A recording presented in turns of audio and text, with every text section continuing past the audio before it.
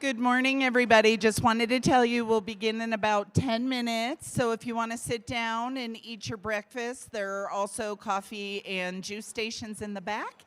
And we will be ready in about 10 minutes. Thank you.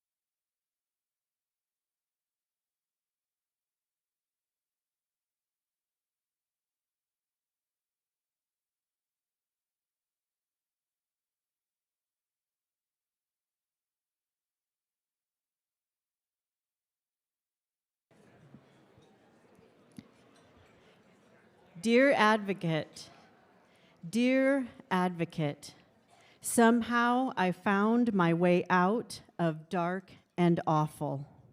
You see me in my most broken time.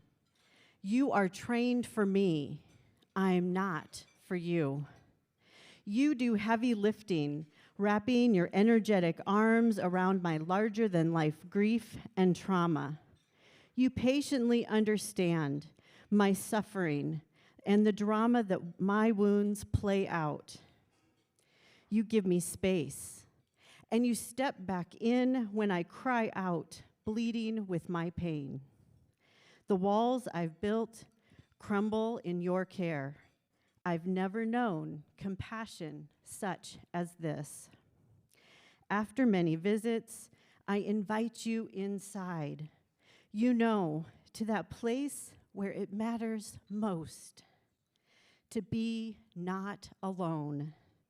This time I asked if you'd hold my hand in there, in that dark, dark, terrifying, no light place. You brought your light, and I was not alone.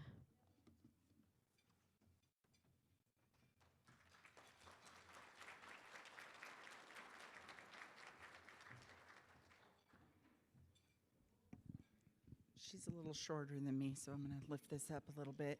And by all of us being here, we're letting survivors know that they're not alone. So thank you all for being here.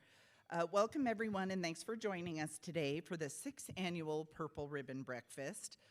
We had a few years in between that weren't in person, and this is a huge crowd. Many faces are familiar to me, and many faces are not. So thank you for those of you who this might be your first time coming here and learning about alternatives to violence and the work that we do. My name is Carrie Clark, and I'm the Executive Director of Alternatives to Violence. This will be my 5th year, and it has been an amazing 5 years to see the growth in the agency and the help that we provide people in the community. An average of 24 people per minute are victims of physical violence, rape, or other forms of harm by an intimate partner. Imagine that.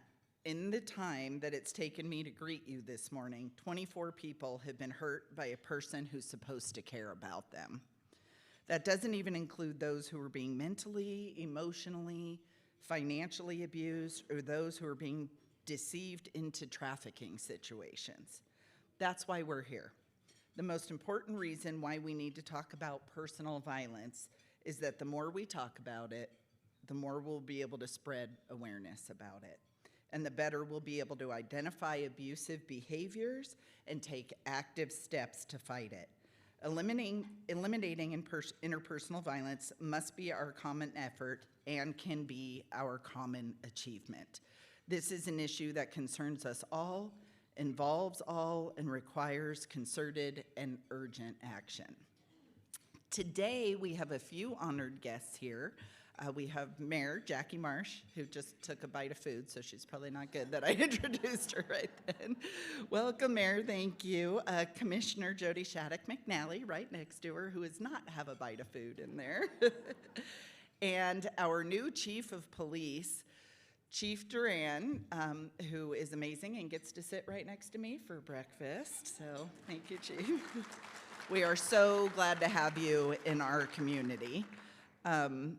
Thanks for joining us this morning. We also have this lovely table over here is our amazing first responders from Loveland Police Department, Loveland Fire Rescue Authority, and the Thompson Valley EMS. We could not do,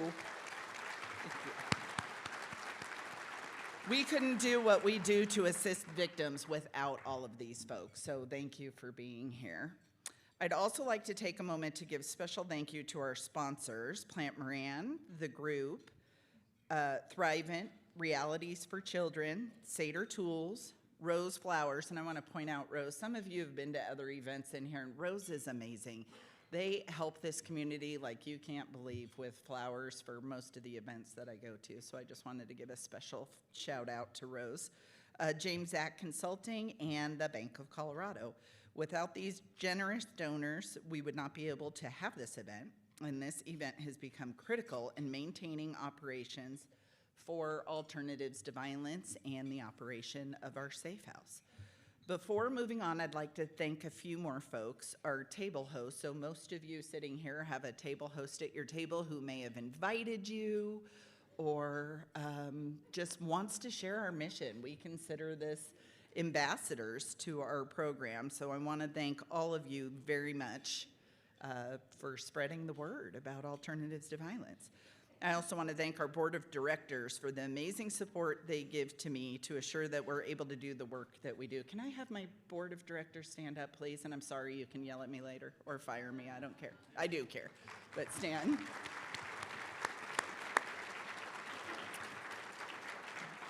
Thank you all. Many of you have heard me say, and I'm going to keep saying it, that this is the best board ever. They are so supportive of me and the mission of the agency. Unfortunately, a few months ago, we lost one of our board members, Trish Will, who was amazing at helping this organization. She was also on the board of Kids PAC.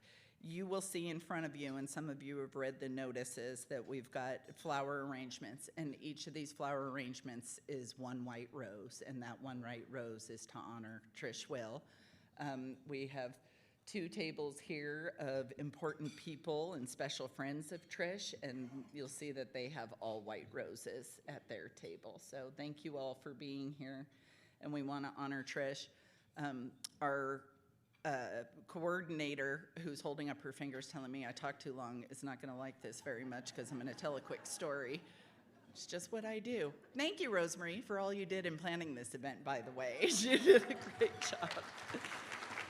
So she's going to get mad, but this is quick. It is a quick story about Trish. Trish and everybody hired me. Many of you have heard this story.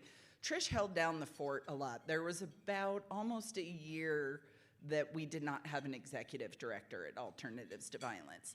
And our board really stepped up and ran everything. And Trish made it in and acted as the face of the organization. My first day in the office, she was to meet me there. We came in, I was so glad and ready to learn everything about Alternatives to Violence. She handed me a notebook and said, "Here's some notes on situations and staff, bye." And she walked out. And left. And I swear that's what she did. "Peace out, I'm on my way," and left me there. And I still laugh about that, and I need to find the letter that she wrote me because it was amazing. But through all that, she was a great support. So I know you all miss Trish, and we do as well. I also want to thank, finally, our staff and volunteers. Not everyone is here because we run a 24-hour shelter, so unfortunately our entire staff isn't here. But those who are here, could you all please stand and forgive me also? They're going to be mad at me. To our wonderful staff and volunteers. Nice try. Stand up also. They're not all standing, but they should be. We have an amazing team. This work isn't easy, yet they come to work every day with a smile. Well, mostly every day with a smile. And the positivity that is so important to help survivors move forward from the hell that they've gone through. So thank you all to our amazing staff and volunteers. Now I would like to introduce 2 of these amazing people of our staff. Yeah, I hear ya. To see what you all may know in a game of true or false. We did this last year as well, and it went so well that we want to do it again. So we have our resident, where's our second one? Oh, sorry, we have our one staff member, so I will introduce him. Please welcome Joey O'Brien, who is our case manager and youth advocate, who's going to come give you some trivia about the work that we do. Joey.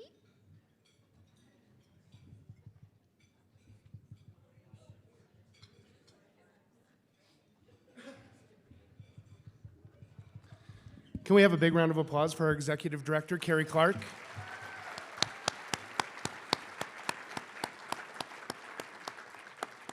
She might yell at me later, but she's the mom to the whole organization. She's good for life advice and everything else, especially telling us when we're not doing the right thing. So for those of you who were here last year, we have all these true-false paddles sitting on your chairs. Those aren't to smack each other with. We're alternatives to violence. So don't smack each other with those. I'm going to read some statements out. I would have Jillian here. We're usually J squared together, but she's not feeling well this morning. So after I read the statement, just put up your sign, true or false. You can't cheat. They're not the same responses as last year, so no cheating if you remember last year, okay? So the first statement, stalking can be scary, but is not illegal.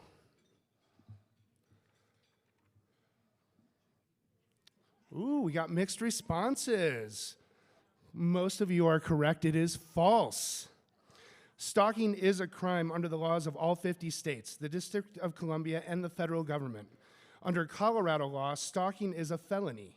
Colorado requires two things to be met in order to charge someone with stalking. They have to first be a credible threat to another person and then also repeat the stalking behavior that puts another person in reasonable fear or emotional distress. So, for those of you who said true, hopefully we shed a little light on that. Okay, so the tables here should get this next one right, 100%. Filing a protective order is free. Filing a protective order is free. All right, the police tables got it right. It is true. There is no charge to file a protective order. You should bring the name, address, and identifying information of the person from who you are seeking protection and a full description of the event that led you to seek a protective order. There is a stipulation to this. It's for victims of domestic violence. Okay, so not anyone. It's not free for everyone across the board, but victims of DV for sure. All right, the next one. Let's see if we can stump anyone. A restraining order against a domestic violence defendant, which is court-issued, demand that an alleged abuser or harasser avoid contact with a victim, results in a loss of gun rights.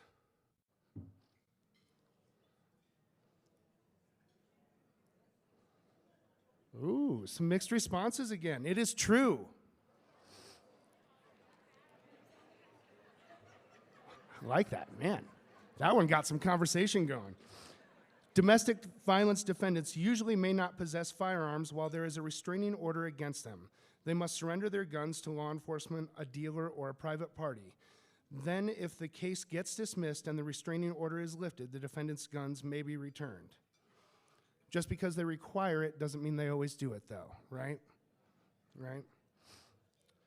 Domestic violence defendants immediately have a protection order taken out against them. True or false?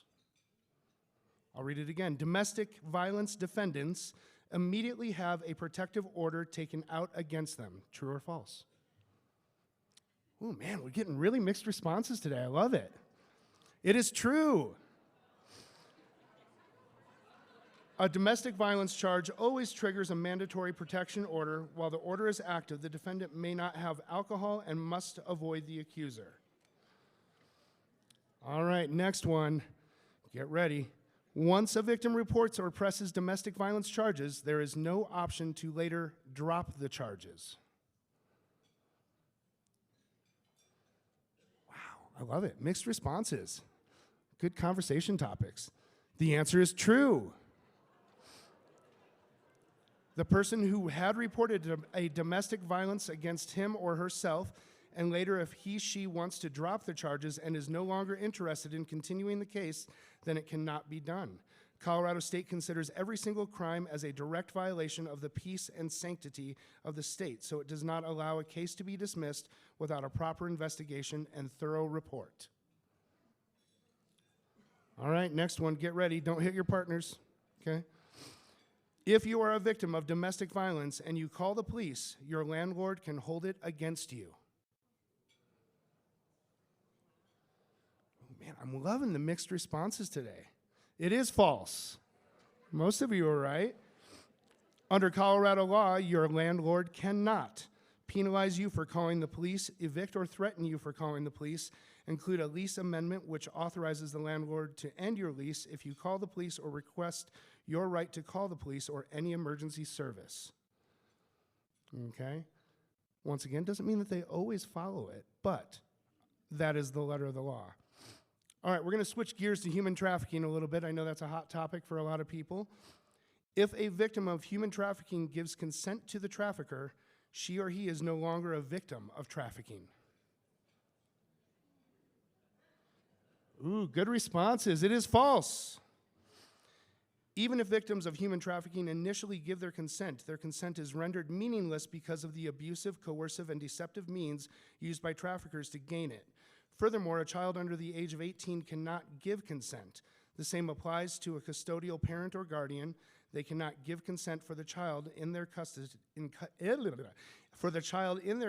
to be exploited. Was not in my script. All right, next one. Traffickers target victims they don't know.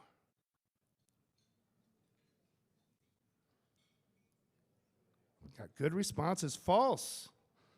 Many survivors have been trafficked by romantic partners, including spouses and family members, including their parents. In just a little bit, you'll hear one personal story about familial trafficking. Next and last one. This one's for all the marbles. You didn't know we were giving marbles out later, did you?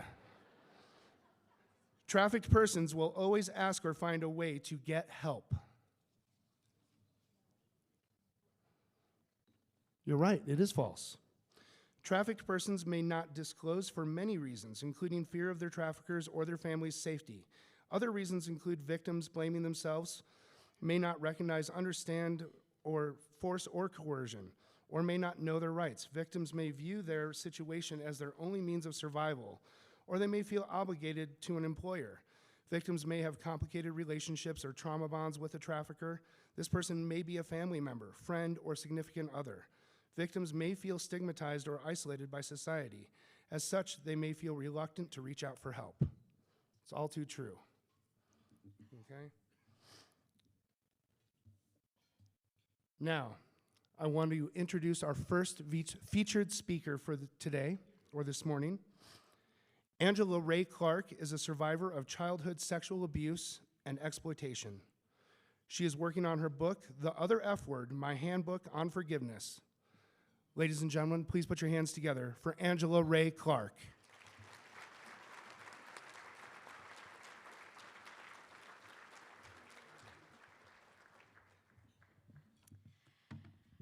Good morning. I've been working on that book for like 6 years. I should probably take it out of my bio, but every year I think this is the year it's going to get done.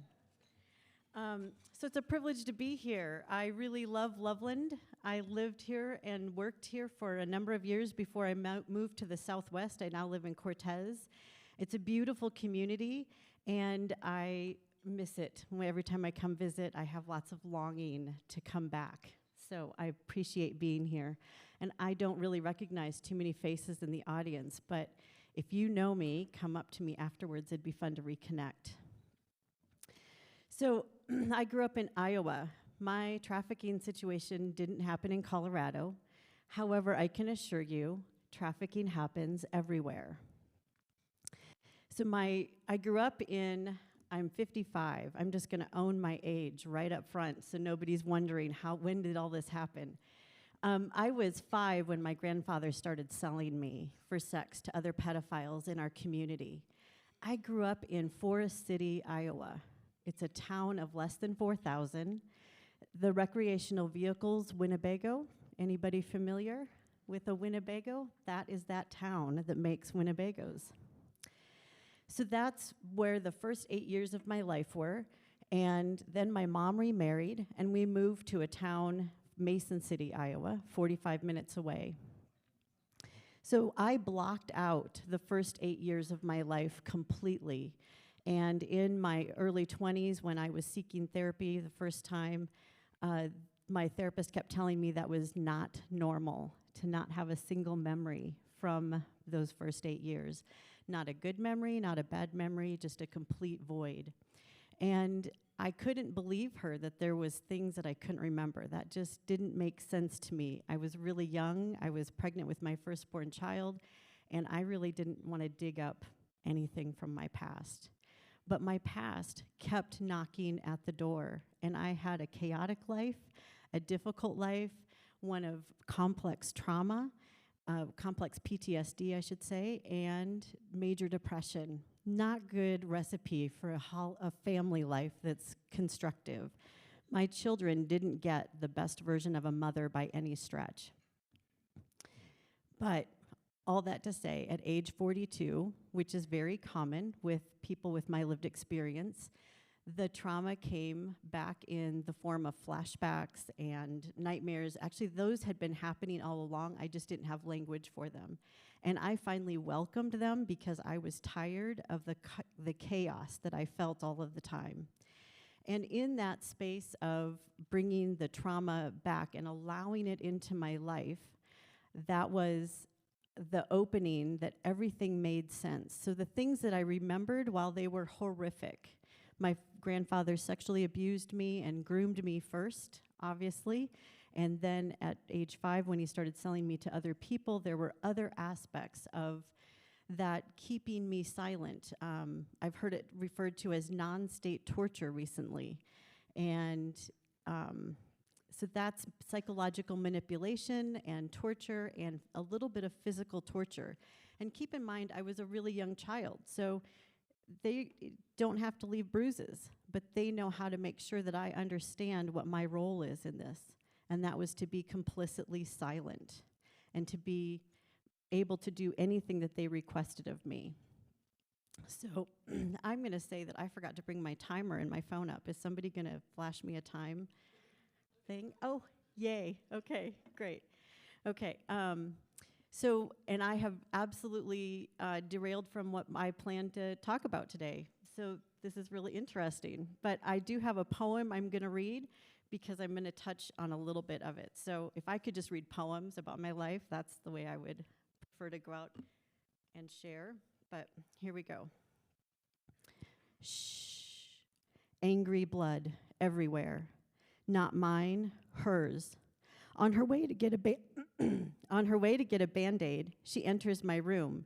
Each strike of her hand sends splatters on the ceiling, walls, bedspread, carpet. Me. My 7-year-old brother steps in, fear flooding his face. Dad, Dad, he calls. Dad comes, leads him away, and reads to him. 1 fish, 2 fish, red fish, blue fish. My 14-year-old brother pokes his head in the room. Indecision, freezing his face. Interruption. Company in the driveway. Mom gets her Band-Aid, I pack a bag, and my brother helps me out my bedroom window. Later that week, my clothes removed, they measure and photograph bruises dark as plums in the shape of her hand. Efficient, clinical. They don't notice tears streaking my cheeks. They forgot the 17-year-old girl under the bruises. Knock, knock, interruption. I'm Mary from social services. Are you Angela's mother? Church ladies, hush to listen in. Shh, please come back later. My church friends are here. Knock, knock. I'm back to talk about Angela's bruises. Oh, she's lying to you. Angry, vengeful, rebellious she is. She bruised me, not the other way around. This is all a big mistake. I'd never hit my child. Letter in the mail. No action needed. No interruption today. So that was when I was 17 and I was about to leave for college. And I had promised myself a few years earlier when I had bruises from my dad that the next time any of us kids were bruised, I was going to take action. I was the oldest and it was my job. And so I did this and no action came of this. I left home a few weeks later for college and I just didn't go back as often as probably normal people do for their healthy family reunions. So fast forward many years, my 7-year-old brother is who I want to talk about in this story. I feel like he got a message from everybody, from my own family to the no action taken, that this was normal and we weren't going to interrupt it. And if we're not going to interrupt it, then actually it's something that he can even do and it's not going to be interrupted. Well, 5 years ago, I visited home again for the first time in a while. And the first time I saw him, laid eyes on him, I knew he was using meth again. And this time, he had a 17-month-old daughter. And I said, not on my watch. I am not going to let that 17-month-old daughter grow up in this family. Over my dead body, this is going to happen. So I made the call to CPS. I also called law enforcement and said, he's a drug dealer, for Pete's sake. And I'm sure this isn't news to you because it's a pretty small community and you're probably aware of it, but you need to take action. There's a child involved now. You can't sit on this. You can't wait for more information. So I don't know which phone call made, the CPS is the one that I knew of immediately that made some riffles in the family.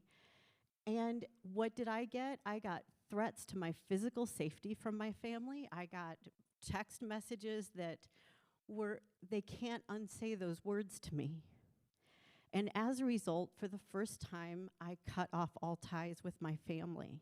It was what I needed to do to save myself in the midst of a very toxic family. But what I want to say is that this didn't happen overnight. It didn't happen in just an anomaly, a synchronicity. It was a family culture, a system in my family that allowed violence to continue for generations. My grandfather was my trafficker and my abuser, and he was an alcoholic, and he had we watched intimate partner violence with my grandmother and domestic violence. He beat his children. We heard stories about that. It's perpetuated through the generations. So when I step in, I can't help the previous generations, right? If they don't want help, it's just they're not gonna do it. But the future generations are who we're making an impact on. A niece and nephew that are teenagers now, when we connected, they had heard all these stories about me. And one of them was very brave and bold and said, "What about this, Aunt Angie? Why do you do this? Or why do you do that?" And I was just really clear because I've done my work and I didn't have to defend my actions against the others in the family. And I could say with clarity, this isn't normal and that's not right. And I hope that you have the ability to see that as you continue to grow. And if you need help, you can call me because y'all know I will take action on your behalf. And that has made all the difference. Do I have relationships with my family still 5 years later? I do not. My brother did do prison time. And I do hear, my dad and his wife, my stepmom calls me regularly upset about what's going on the other side of the family. I don't know what's that relationship, but anyway, so I do hear things, and there's been no change. And they defend him. On the day that, 2 days before I called, I had a conversation with my mother who said, he's a good dad, he loves his kid, he's not on drugs, and he's not dealing drugs. And I knew none of those to be true. I just spent 24 hours at his house. I spent the night, and I didn't feel safe as an adult. How is a 17-month-old going to feel safe? So what I want to say is that somebody needs to disrupt and interrupt abuse. And in our family systems, it's hard. It means that we lose connection. I'm sure I'm not in anybody's will. I'm sure nobody's, going to invite me back for any particular celebrations that they might have. But I'm at peace with that finally. But it took me 30 years of therapy to arrive in that place. It was, since I was 22, the therapists have all said, maybe you shouldn't have a relationship with your family. I think you'd enjoy your life a lot more, and you'd be able to heal if they weren't constantly disrupting you. So that's my call to action.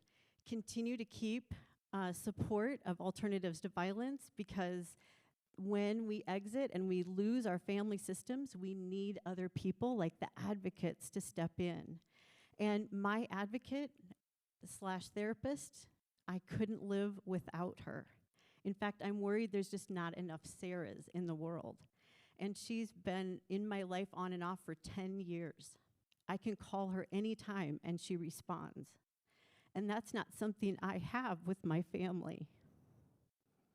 If I call them, even today with a request, there'll be huge strings attached. And I'm not willing to do that anymore. So that's what I wanted to leave with today. How much time do I have left? Okay. So I was going to read a list of the crimes just in my grandfather, my mother, and my brothers and I. Just the things that I know from 5 of us. And then think about the family system. My grandparents had 3 kids. Each of those 3 kids had 3 marriages. And as a result of those, there were 9. I have 8 cousins, in other words. So think about the numbers. I've mapped it all out, and then the numbers of impact of just that family system being, part of that is enormous, and it's still impacting people today. It's intimate partner violence, domestic violence, pedophilia, incest, alcoholism, drug addiction, and prison. And that's just 5 of us in a family system that's much larger. Let's see. So I wanted to talk too, just briefly, about what are the normalizing behaviors that we put into our family systems. Silence. I was trained very young to not speak up about anything. Then also just the word normalize. It was normal. It was, if we saw somebody being hit over here and we felt it in our own family home, it was normal. That's just how we did it. It's not just corporal punishment, it was beating, but it was normal, and it was expected that that's how our sins were going to be impacted, or the things that we did wrong as kids. There was also bullying and intimidation tactics used regularly. Shame, and always a power over. And when there's somebody in the family, like my grandfather, who has the power over everybody, then that's going to impact. It trickles down in the family system. He doesn't even have to be in the room, right? But his power over is still impacting all the other rooms and the families in the cities across the state where we live. The last thing that was really embedded in our family culture was hypersexualization of children, youth, and adults. And the gender norms that played into this, I feel like the cards were just laid out for what was expected of me as a child once I was announced that I was a girl, right? And that hypersexualization played out in this.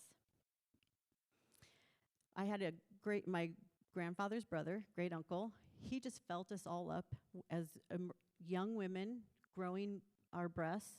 He just took liberties and did this without consent, obviously. And it was normal in our family. Nobody said no. Nobody said, no, you're not going to do that to my daughter, my sister. There was no boundaries, a serious lack of boundaries. And the hypersexualization of the girls being already told, this is what you're going to do, this is who you are, and this is why you're born. Boys, you play a different role in the sexualization of our culture, and this is your format that's being laid out.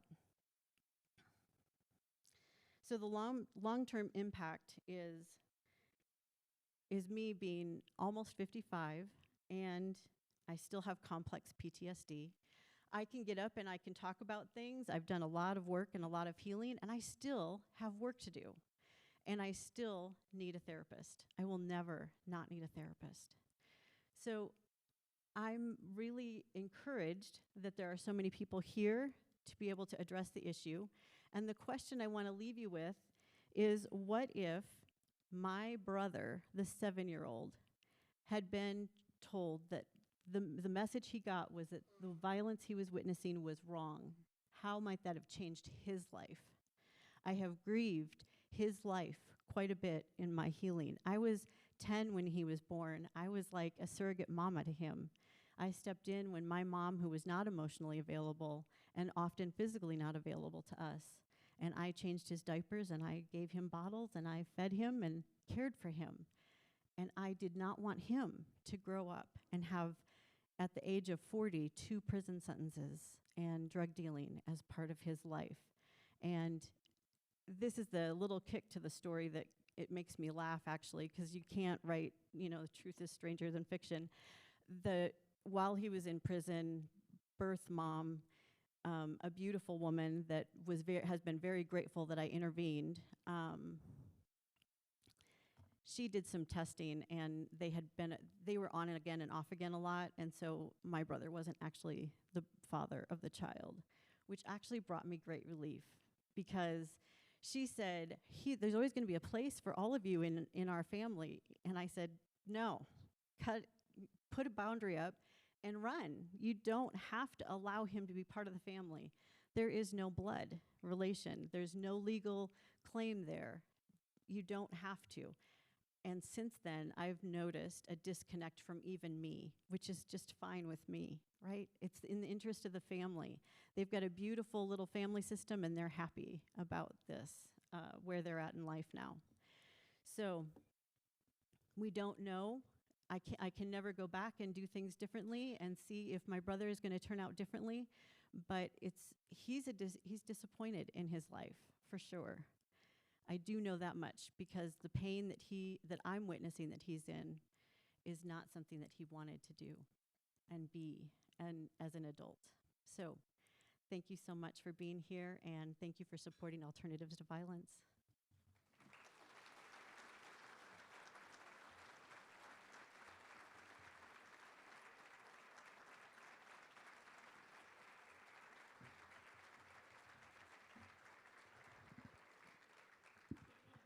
Thank you so much, Angela. I wanted to point out on your tables, people who are in similar situations as Angela, who are able to escape their violence wherever it comes from, come to Alternatives to Violence. I point this out frequently. National average is it takes 7 to 10 times to leave your abuser for good. So many of these people we see more than once. They come back, we welcome them. They may go back to their home life for various reasons. We will always be accepting and take them back. On your tables, there's some note cards and some markers, if you've seen those. We put those out so that if you want to draw a picture, say a nice word, we would like to put them out for our clients who are staying in our safe house or who may come into our non-residential center to see. So while we listen to our next speaker, if you would like to do that, please do so. You can see him around on your table, and I know that they would appreciate it, maybe some words of encouragement or things like that. So now I would like to introduce you to someone that I call friend. Vicki Paul Bryant co-founded Pastels on Fifth 13 years ago while volunteering for ATV. Pastels on Fifth has since become an annual Loveland tradition. Hopefully you all have attended. If not, go this year. We have some brochures in the back. Bringing awareness to domestic violence issues and raising close to $40,000 annually. Vicki is a survivor of childhood domestic violence and will tell you about her story and what drew her to want to devote so much time and energy to helping ATV in the work we do. Vicki, if you would like to come up, do note I'm going to have to push this way down for Vicki. Does that work? Here. See?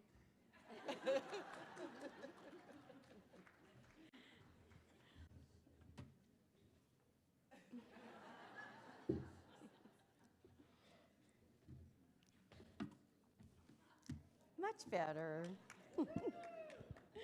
Good morning, thank you. So I was 6 years old and sitting on my sister's bed when the house began to shake. Now, this was Southern California, and up to this point in my life, I had slept through every earthquake. We lived in Rolling Hills Estates, where many of the engineers, like my father, who worked for the growing aerospace industry, lived. As a kid, actually feeling an earthquake gives you bragging rights. I jumped excitedly from my sister's bed and ran down the hall to the living room where I knew my parents were and found the real source of the shaking. It was my father repeatedly hitting my mom and knocking her to the ground. This was not the first time that my father physically assaulted my mom, just the first time I was witness to it. My mother shared with me later in life that my father had strangled her nearly to unconsciousness when she was 8 months pregnant with me. She carried me to full term, but I was born weighing 4 pounds, 4 ounces. Might partially explain why I'm standing on a footstool to see over the podium. On the last day of first grade, my mom picked me and my sister up and told us we would not be going home. She left my father for good after that. They had been married for 12 years. There were no safe houses then, so my mom found a network of friends to help her, and we moved to an apartment in Torrance, California. Over the next year, when I was in second grade and my sister was in 7th grade, my dad made life a living hell for us. He would call my mother to threaten her, tell her she'd be sorry for leaving him, and leave the phone off the hook. He vandalized her car by putting glue in the locks and puncturing her tires. He regularly violated restraining and custody orders and used me and my sister as tools to keep my mom in constant fear. Again, no safe houses then, no place to be free from his harassment and stalking, and those who try to help victims of domestic violence are also at risk. There was a Torrance police officer who lived in the apartment below ours, who was aware of the restraining order against my dad. One day he spotted my father driving around the apartment complex, so he pulled out his badge and approached my dad's car. My father claimed that the officer pulled out a gun, not a badge, and my father hit the police officer with his car, causing permanent physical injuries that required the officer change jobs within the force. My mom's lawyer had the power go out in his office one day. Apparently, someone had called the power company to request that the electricity be shut off. I have the horrible memory of my mom and I returning home after going to the grocery store and my dad being there waiting for us. My mom had both arms full of grocery bags. My dad picked me up, followed my mom up the stairs to our apartment. And when she opened the door, he dropped me, grabbed my mom around the throat, and pushed her into the apartment. I was left standing outside screaming. During visits with he would manipulate me and my sister by saying we should tell our mom that we wanted to live with him, that if we kept saying that, she would finally give in, we could go live with him, she would get lonely and come back, and we would all be a family again. Conversely, he told us if we didn't come live with him, he would probably have to kill my mom, he would go to jail, and we would have to go live with an aunt and uncle. At the end of my second grade year, my sister went to live with my dad, and my mom and I moved to Whittier without her. My mom's best college friend and her husband took us in until my mom found a place for us to live. And while staying with them, my father vandalized not only my mom's car, but their cars as well. My father continued to stalk, harass, and violate restraining and custody orders throughout third grade. In addition to vandalizing her car, my mother and I came home one day to find that he had drilled a hole in our front door, filled a squirt gun with paint, and squirted it all over our condo. But it was the end of third grade when things really changed. My father sent my mother a bullet in the mail. At this point, the police finally said, "There is nothing else we can do. We suggest you leave town, change your name, disappear." So that's what we did. Before the end of my third grade year, my mom sent me to Indiana to stay with my aunt while my mom got everything pulled together. It was my mom's college friend who once again stepped up and arranged for us to stay with her sister in Denver until my mom could get on her feet. We changed our last name and started a new life in Aurora. We left everything behind, including my sister.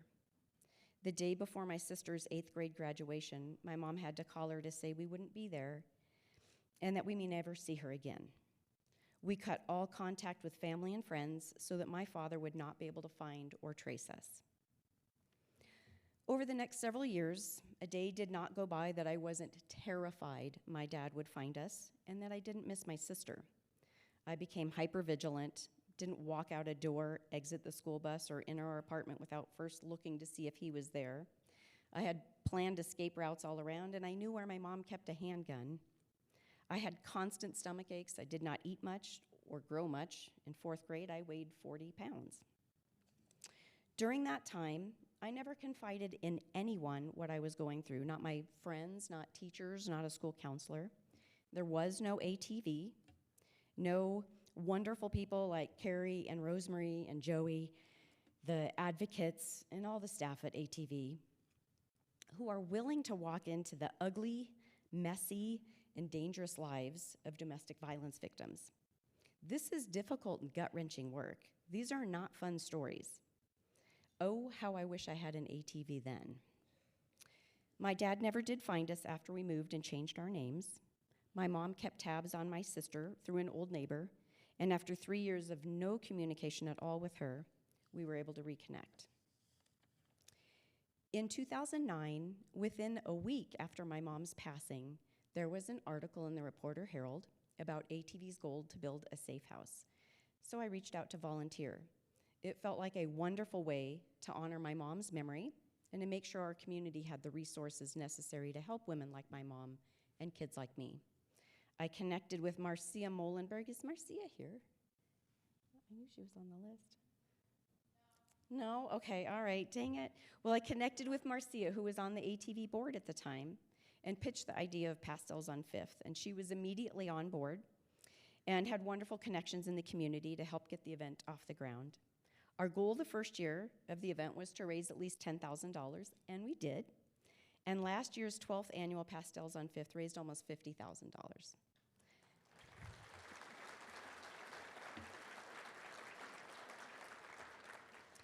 My mom would have loved the event. She would have loved the art, the music, the marketplace. You know, there are no cute puppies, no kittens when it comes to domestic violence, human trafficking, and sexual assault. But a sidewalk chalk art festival brings joy and can be very therapeutic for the artists. Many of the artists, band members, and marketplace vendors have shared with me their stories of domestic violence and why the event means so much to them. It's a way to bring beauty and healing to our community while supporting the work of ATV. So I want to personally invite all of you to come out to this year's event, Saturday, September 9th. Come watch the artwork unfold, vote for your favorite works of art, sponsor a square. You'll be supporting ATV in the difficult but critically important work that they do, all while being reminded of the beauty and resilience that exist in our community. Thank you.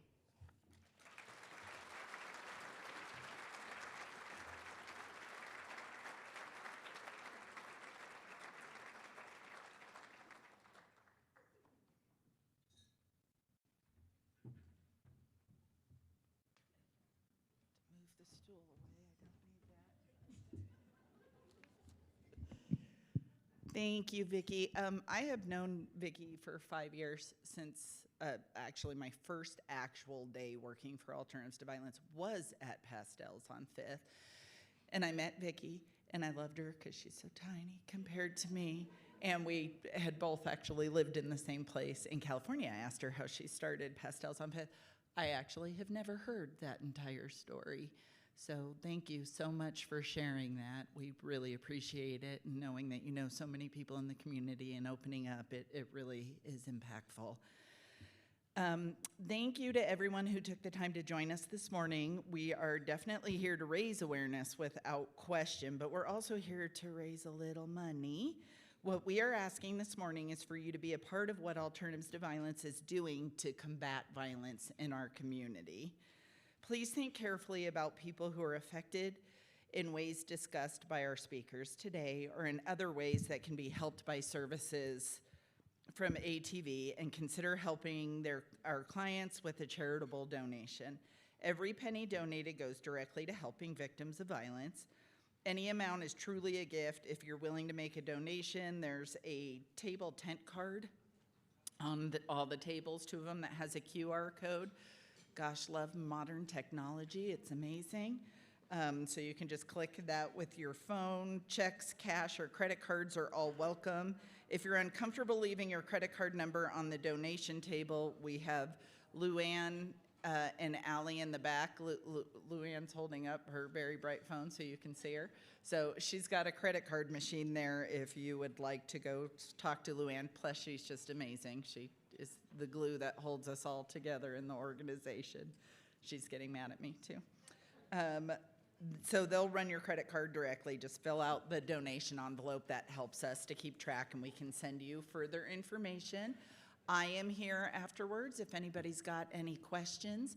We are always looking for volunteers. We have amazing volunteers, but if you would like to volunteer for Alternatives to Violence, we have an actually brand new amazing website, which I encourage everybody to look at for great information, learn more about how you can help people that you may know who may be in difficult circumstances. There's information on volunteering.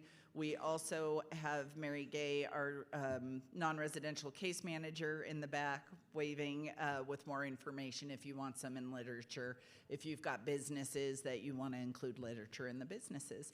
Other than that, I thank you all so much for being here this morning. Wait, I got to look at the time. Did we do good? What time is it? Oh, early, Rosemary. Are you impressed? So this way you all can get on with your day or sit and socialize for a while. And we are going to have Joey, you are, right? Or Joey is an accomplished musician. Just quick story since we're early. Is that okay? Joey actually has volunteered with Vicki since the beginning of Pastels on Fifth, right? Running all our music because there's great music. And Joey was so helpful. Once when we were there, I said, do you want a job? And he called me later and said, were you serious? Because I do. So we actually hired him, and he has moved up and been promoted, and the kids love him, and our clients love him, and we all love him. And he's a talented musician. So he's going to play some music for us while you all socialize, finish your breakfasts, write checks, those sort of things.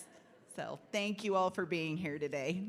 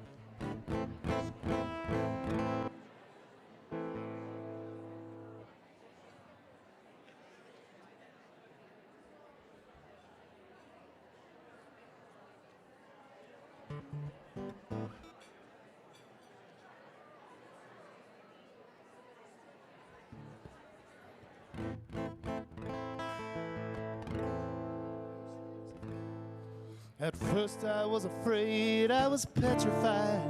Kept thinking I could never live without you by my side.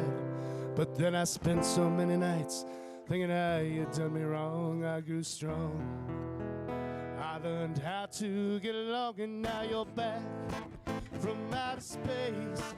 I just walked in to find you here with that sad look upon your face. Should have changed that stupid lock, would have made you leave your key. If I'd have known for just 1 second you'd be back to bother me. Go on now, go, walk out the door. Just turn around now, 'cause you're not welcome anymore.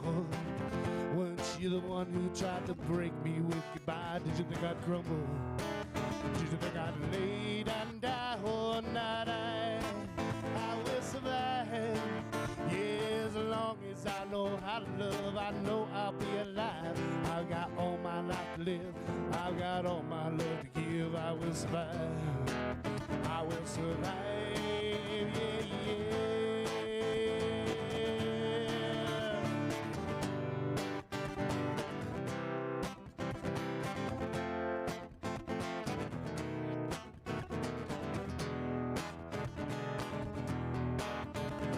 took all the strength I had just not to fall apart. Now I'm tending all the pieces of my broken heart. And you thought you'd just drop by and you expect me to be free. Now I'm saving all my loving for someone who's loving me. Go on now, go. Walk out the door. Just turn around now, 'cause you're not welcome anymore. Weren't you the one who thought you'd treat me well? 'Cause I think I'd crumble. Did you think I'd lay down, die? Oh, not I will survive. Yeah, as long as I know how to love, I know I'll be alive. I've got all my life to live. I've got all my love to give. I will survive. I will survive.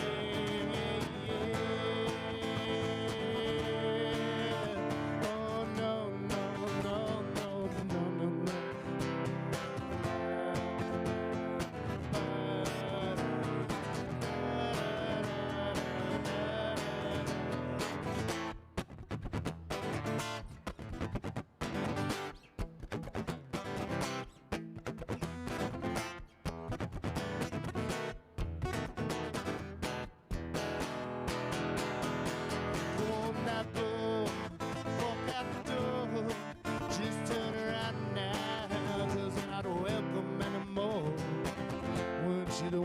Tried to break me with goodbye. Did you think I'd crumble? Did you think I'd lay down, die? Oh, not I will survive. Yeah, as long as I know how to love, I know I'll be alive. I've got all my life to live. I've got all my love to give. I will survive. I will survive.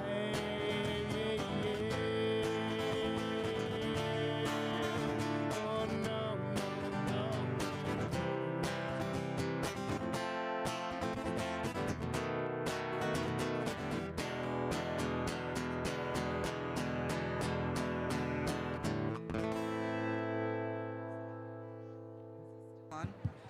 Hi, me again.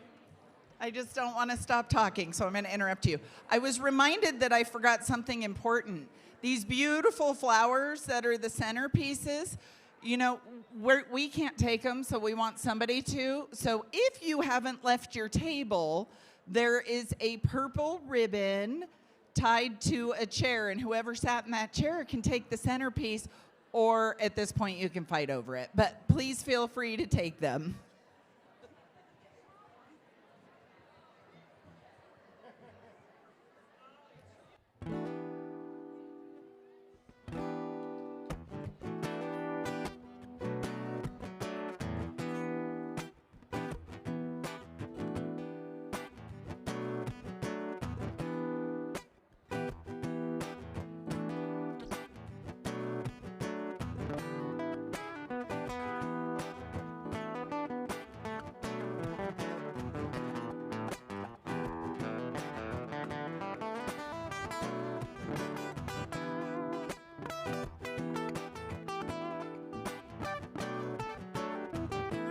Ain't no sunshine when he's gone.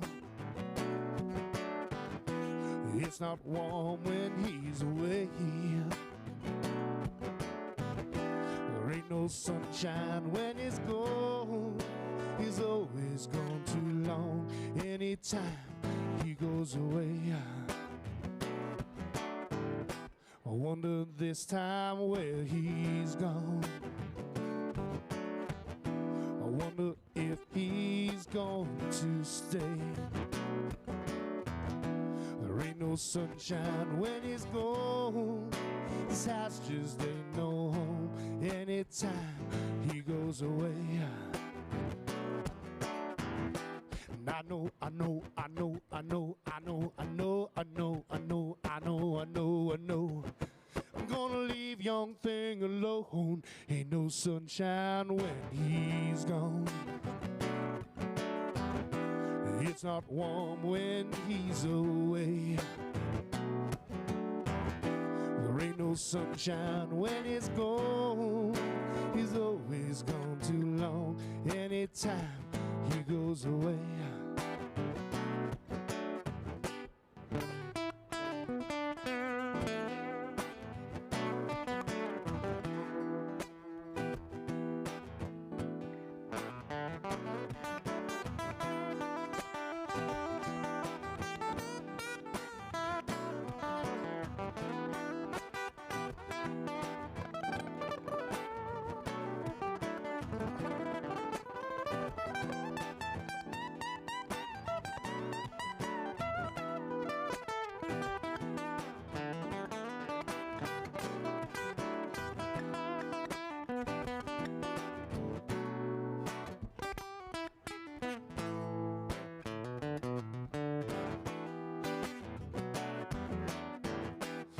know, I know, I know, I know, I know, I know, I know, I know, I know, I know, I know. I'm gonna leave young thing alone. Ain't no sunshine when he's gone. It's not warm when he's away. There ain't no sunshine when he's gone.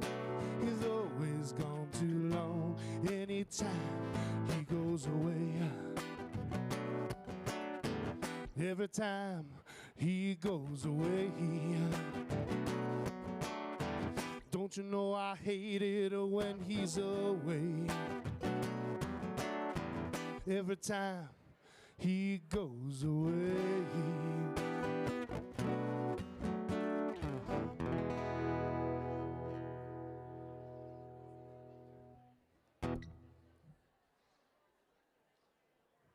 I know what you want, Brigida, but I'm not going to play it.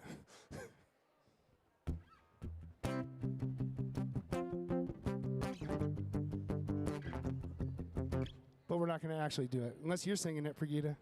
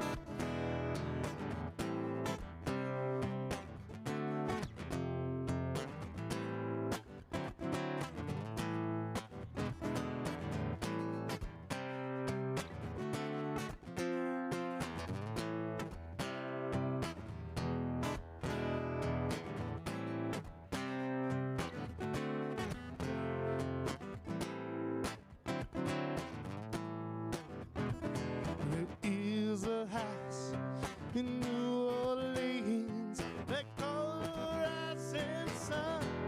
And it's been the ruin of many poor boy and God, I know I'm one. My mother, she was a tailor. She sewed my new blue jeans. My father, he was a gambling man down in New Orleans. The only thing that old gambler needed was a suitcase and a trunk. And the only time that he would be satisfied is when he's all drunk. Oh, mother, please tell your children not to do what I have done. Spend their lives in sin and misery in the house of the rising sun.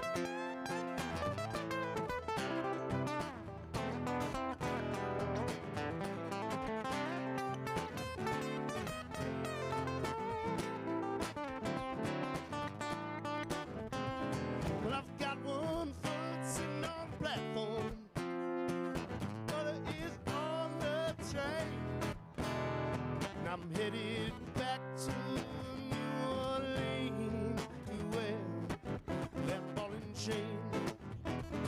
There is a house in New Orleans they call the rising sun. It's been the rain of many poor boy and God, I know I'm one.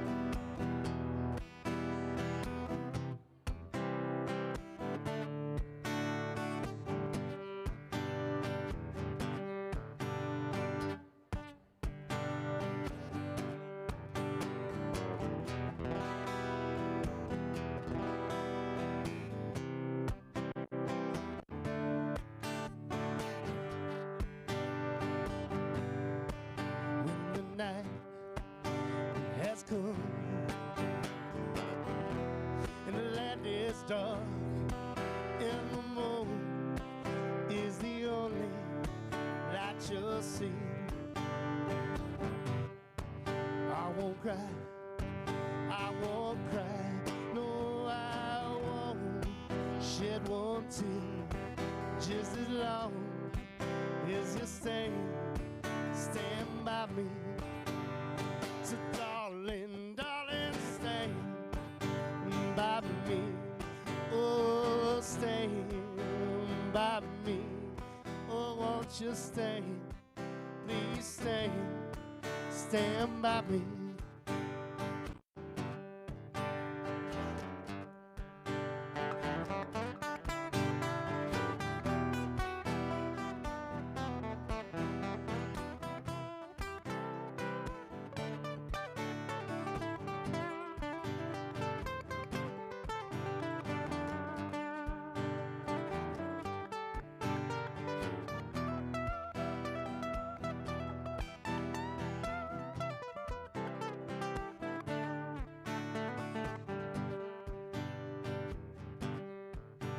The sky we look upon should crumble and fall, and the mountain should crumble to the sea. I won't cry, I won't cry, no, I won't shed one tear, just as long as you stand by me. So darling, darling, stand by me. Oh, stand by me. Oh, won't you stand, please stand by me. Whenever you're in trouble, won't you stand by me? Oh, stand by me. Oh, won't you stand by me.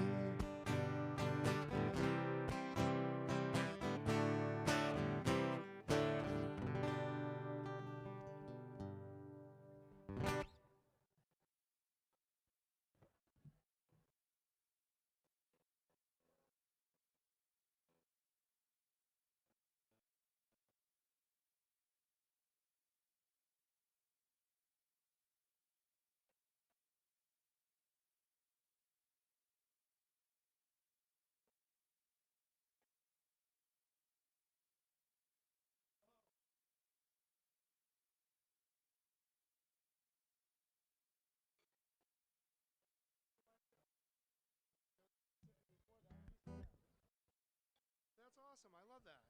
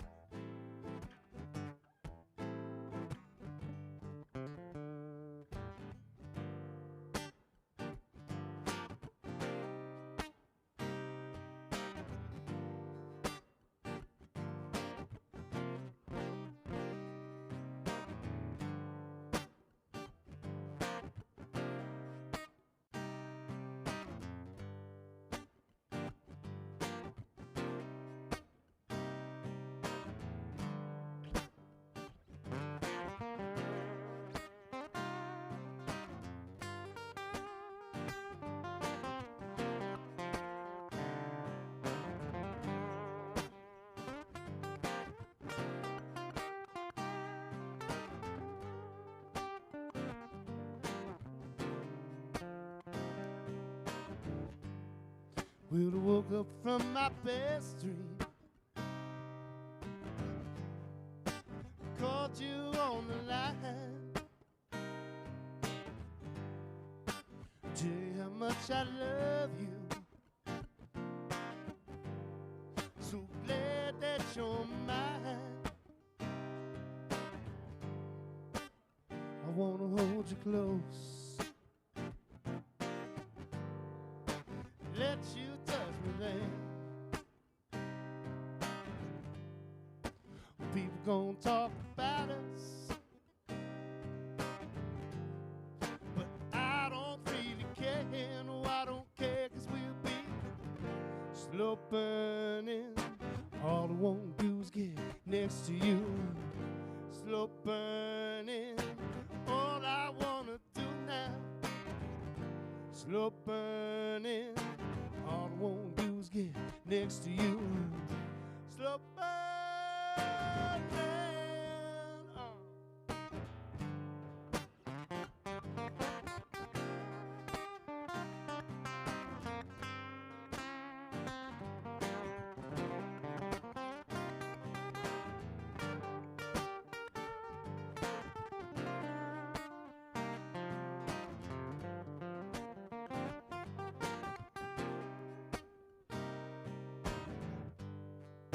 So glad that I found you. So glad that you're mine.